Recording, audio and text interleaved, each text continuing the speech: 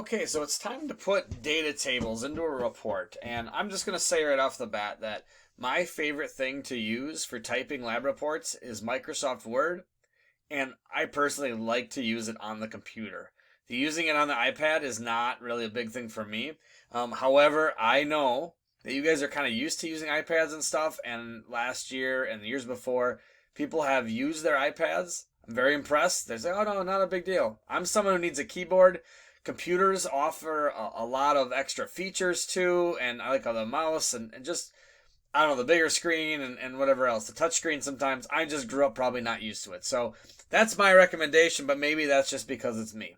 Okay, so you can use whatever you want to put your data tables into your report. I'm going to try my best to show you in Microsoft Word on the iPad. I'm going to say right off the bat, I am not the best at the iPad version of Microsoft Word.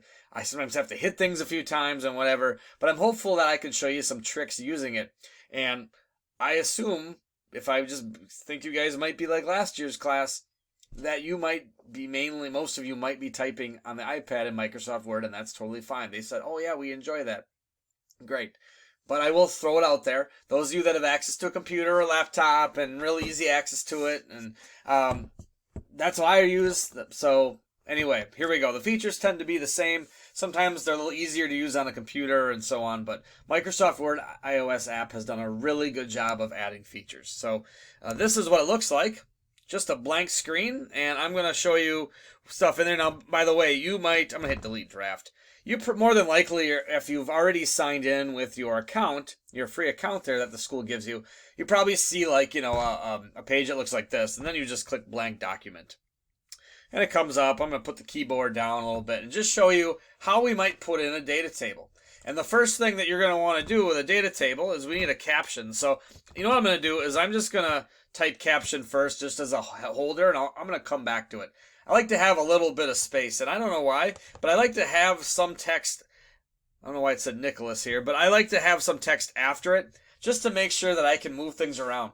Sometimes when I put a table in, I find out I have trouble putting the cursor below the table or above it, especially with a touchscreen. So anyway, I want to put a table in here, and I'll just show you that I have calculations in Microsoft Excel. I think I've accidentally opened up someone's lab here, but we'll just go ahead and use them anyways. And let's say I want to make a couple tables in here. So I want to put all this in. You think, oh, this is great. Look what I can do. I can highlight this whole thing here, and I'll press copy, and I'll just go back to Microsoft Word here, and I'll hit paste, and now I should be done. Look how terrible that table looks. On many levels, there are no lines between the columns. There's no lines for the rows.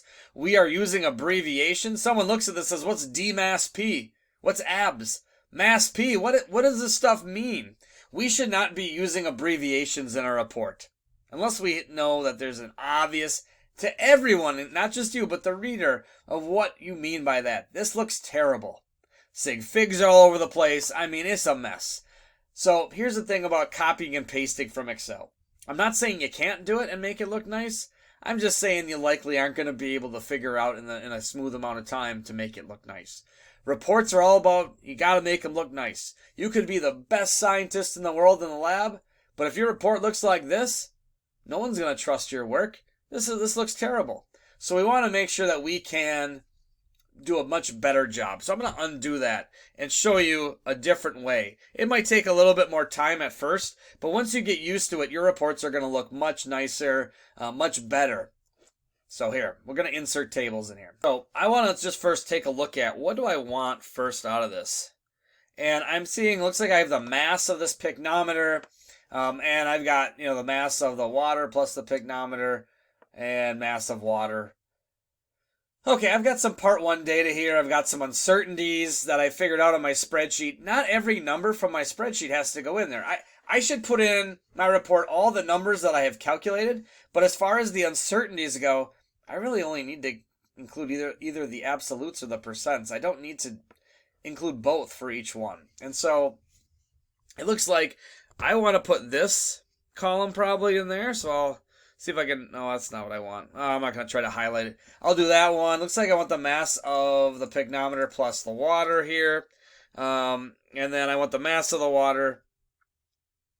Oh, I could probably put you know what? I'm going to put all these things in there. I'm going to try to get the volume of the pygnometer, okay?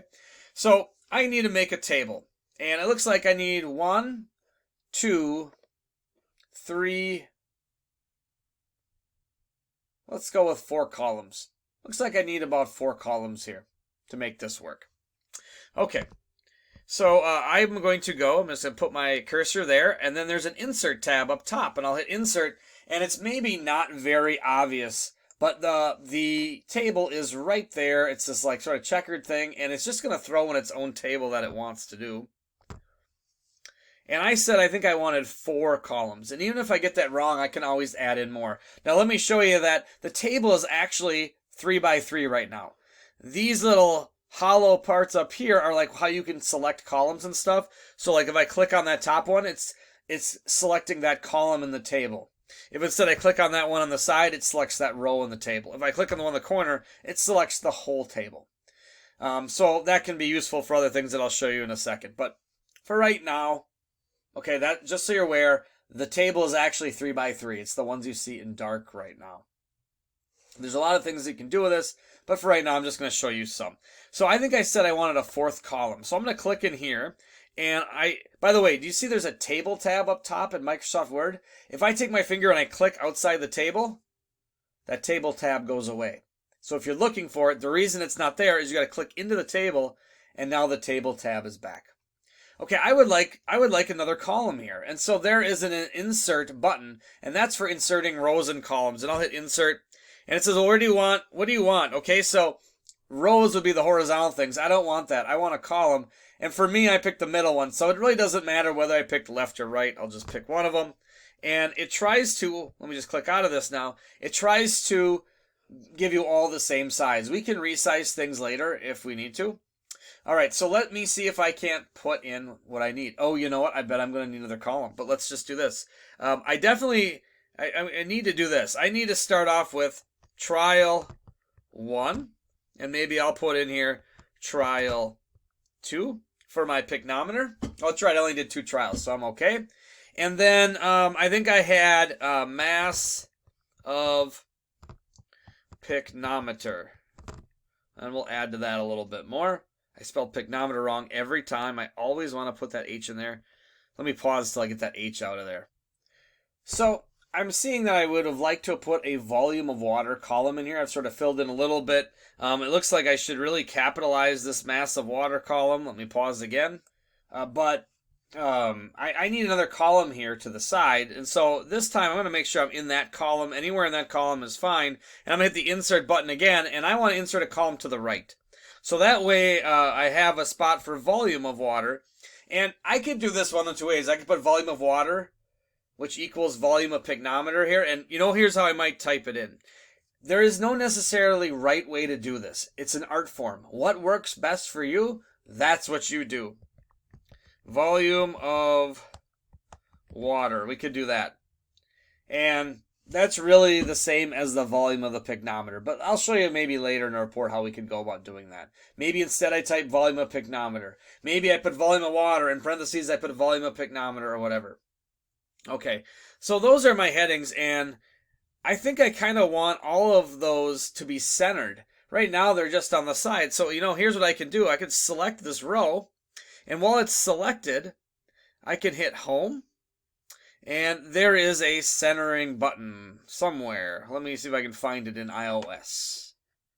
Okay, I found it. It's not in the most obvious place, but it is this button that is right above here. It's got like a paintbrush with some lines. If I hit it, I'm kind of in the way. It'll say paragraph formatting, and I want those to be centered. So if I hit center, then it'll center all of those in that I selected. And I can select the same for this column and do the exact same thing. And so I'll center those. And so let's get them out of the way. Let's go back to our table. And you can kind of see what I've got listed here right now. Now, for me personally, I don't really care for these single line rows like this. I'm going to do this. I'm just going to put the cursor in front and hit enter. And I really like having that little extra white space. So let me get out of the way a little bit. But I feel like that looks nicer and it's like the numbers aren't as crammed into the table than if you have just like a really thin line there. And that's really up to you. That's not like a hard and fast rule, but whatever works, whatever you think it makes it look good, that's what I would do. So I'm going to like pause the video and I'm going to actually hand copy my numbers from Excel into this spreadsheet. So let me pause while I do that. And basically what I'm doing, I'm going to Excel. And I'm going to look at what the number is. I'm going to try to keep enough sig figs. Looks like they've disappeared off my screen, but I'll get them back in a second here. Anyway, and I will put them in. Okay, so I've gone through and I've hand copied those in, and that doesn't take terribly long. But you can kind of look and see what I have in here. And so far, this table looks okay. Now, I know we were hammering on sig figs, but the uncertainties may be a little bit better. I'm not terribly worried about the sig figs as long as we're not putting a bunch of calculator answers or everything that the spreadsheet sort of spits out for you. But what we should do is we should have all the decimal places lined up. And look at all my numbers. The majority of them go to the 100th place. I have two numbers that do not. I should have zeros there to make sure that it looks nice and neat. So I should really fill in a 0 there, and I should really fill in a 0 in this spot as well. Okay, so we want to put those numbers in like that. Now, some things that are missing. My uncertainties as well as my units. I'm going to show you a trick on that in a second. But first of all, I don't like how those numbers are in. And so, typically what you do with numbers, and you find out the style that works the best for you, you either center them or you right justify them. Okay, I like to right justify them. It shows that the decimals lined up when you actually put the numbers in. So here's what I'm going to first hit enter because I like to put these on the bottom. And then I can go back to that home screen and hit where that paintbrush is. And where I pick center, I'm going to hit right. So it puts it off to the side. I'm going to do that with all my numbers. I'm going to pause the video and do that right now. Okay, and now that looks better. Much better than what we were using before. All right, so now what am I going to do? How am I going to go ahead and put in my units? Well, I'll tell you what. You could put units in for every single one of these numbers, but in this column, both these numbers have the same unit. These have the same units as each other. These have the same units as each other. So what I can do inside this top part here is I believe they're grams for this. Whoops, it should be a lowercase g. I can put that in there, and now I don't have to put it on every number. It looks nicer, the table's less busy, and yeah, that's the way you should do it if you can do it. So let me pause and do that for all of them. Okay, so now I want my uncertainties, and unfortunately, unless they've changed something and I don't know about it, there's no like plus minus symbol inside this iOS app, but it's very easy for us to get. We could open up a web browser and find the plus minus symbol and copy and paste it in. But there is maybe another way that this could be done. So let me go ahead and show you how to do that. So I'm not going to show you about copying and pasting out of like in a web browser, finding that plus minus sign. But you can do that, definitely copy and paste, and that works well for you. Then go ahead and do that. There is another way.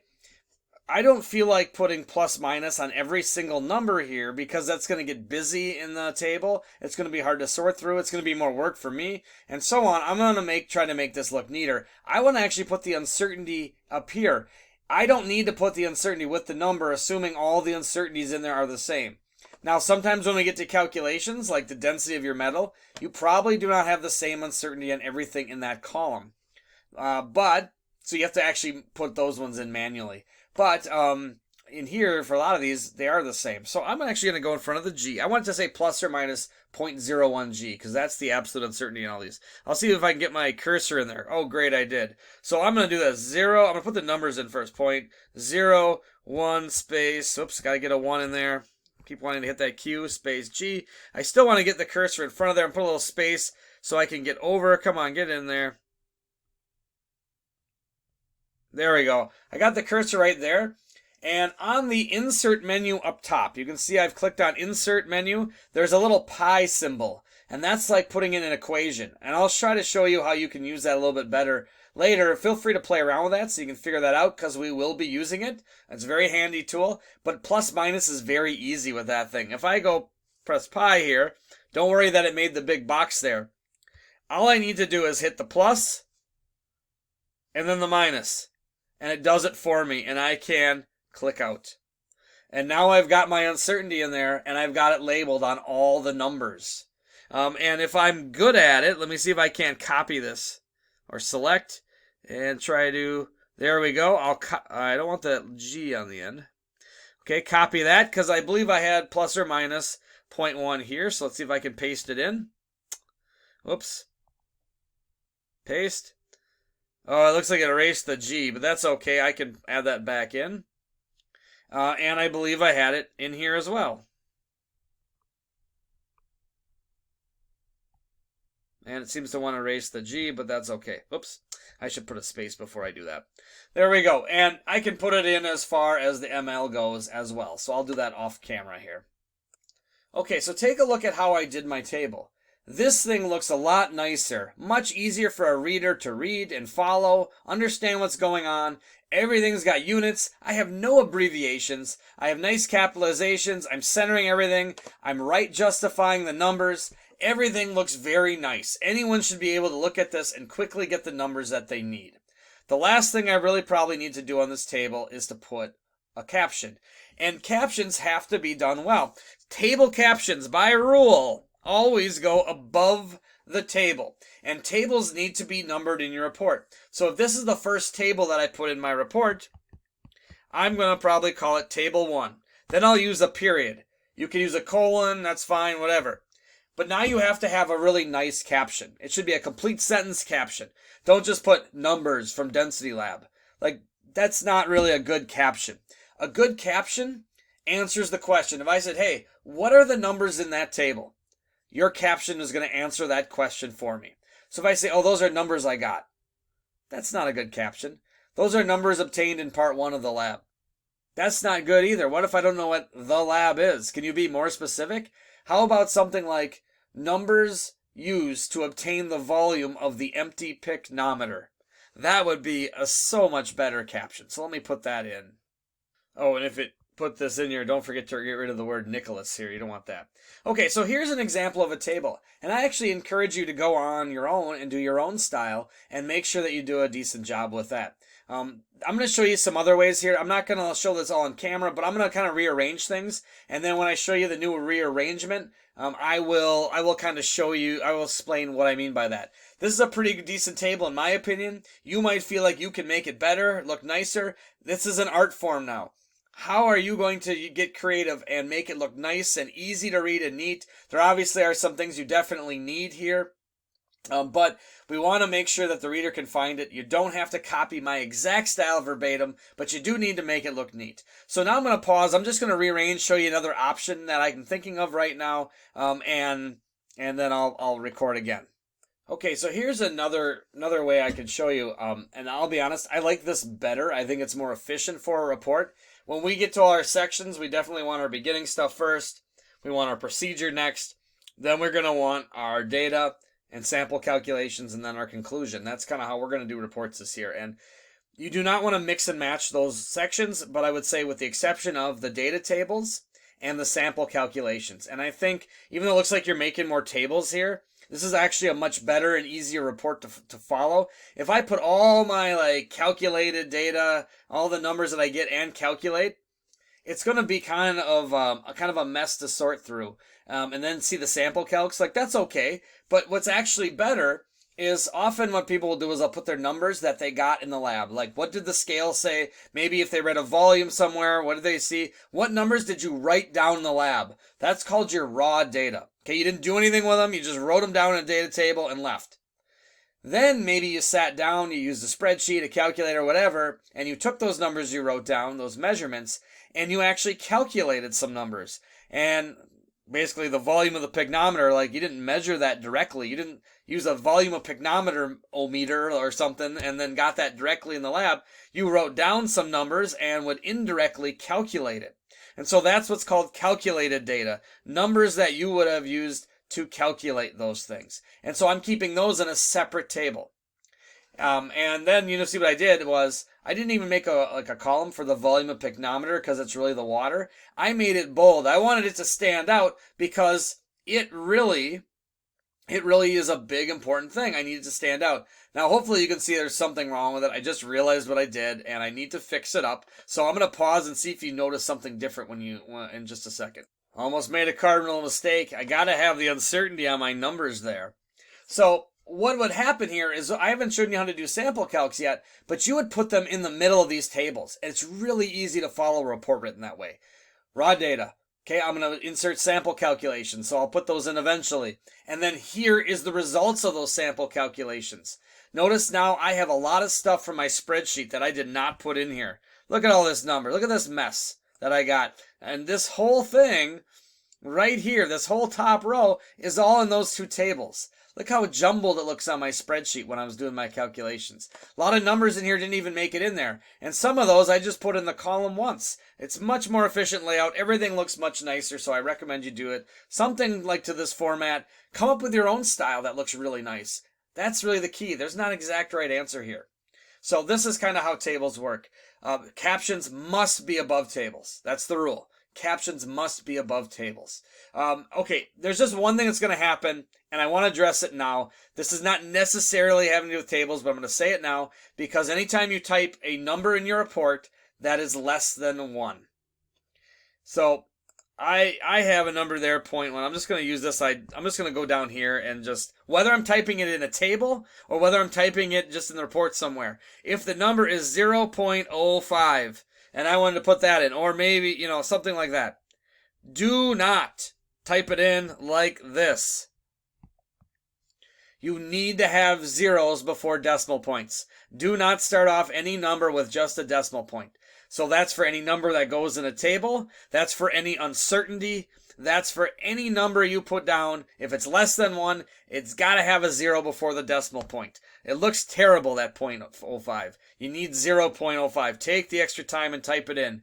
Notice on my uncertainties in the tables, I didn't put plus or minus 0.01. I put plus or minus 0.01. Put that in. It'll make it look nicer. All right, so those are your tables. Get started on your tables. Don't let that sit. I'll tell you, the first formal report takes a while. Once you know what you're doing, you'll whip through this stuff in no time. It's not a big deal. And now you have a skill that you can take with you well beyond your chemistry class into life skills. How do I make things look nice and neat? And you'll eventually develop your own styles, and you might change them depending on the situation you're in. So this is something we really want to get down and done well. This is part of a communication piece. This is very important as a life skill.